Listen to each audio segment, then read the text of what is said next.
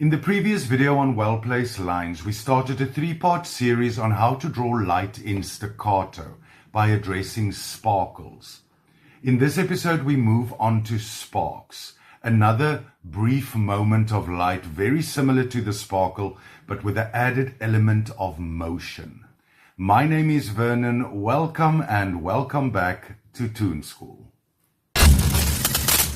Sparks are small fiery particles flung from a source.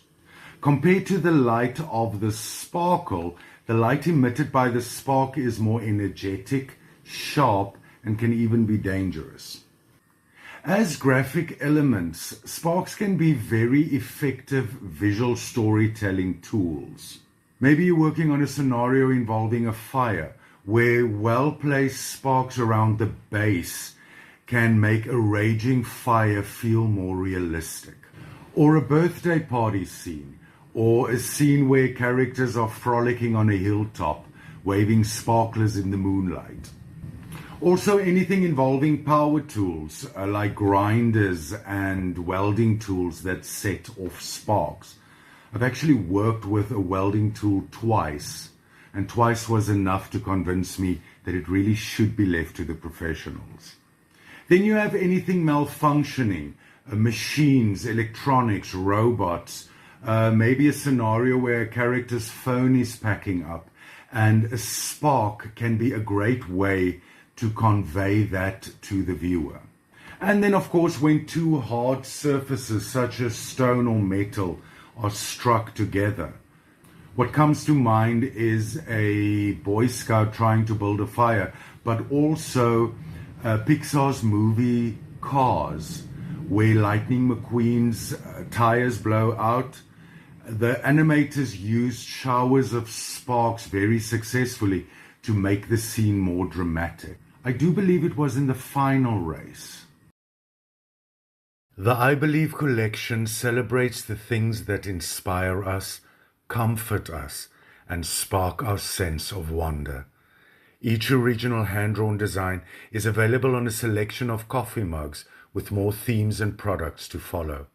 Find the link in the description and celebrate what moves you.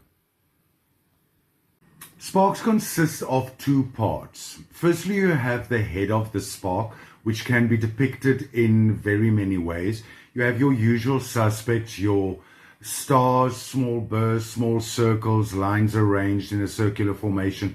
We saw all these variations in Toon School's videos on radiating light and sparkles, which once again shows that the same element can tell different stories in different scenarios.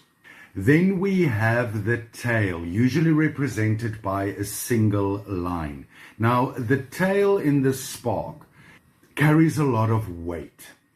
Firstly, it brings motion into the equation. Then it shows the direction in which the spark is traveling and also indicates where the source is located. Very much like the tail of the dialogue balloon.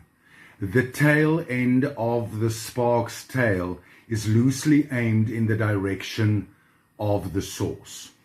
And then finally, the line used to depict the tail can vary in curvature, adding an additional element of speed. If we think of the grinding tool, the sparks closer to the source tend to shoot out in straighter paths, while those further away often begin to curve as they lose energy and fall under the influence of gravity. The spark combines light and motion into one single graphic element.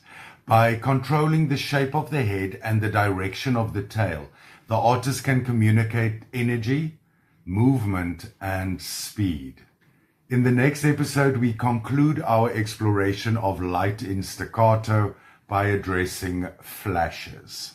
Until next time, go out, be epic, live creatively in very many directions, and may the creative force be with you. Holy moly, the Cape of Storms is living up to its name. To quote Fairground Attraction, the wind is howling round the house tonight. I think I need to go outside and tie down my staircase.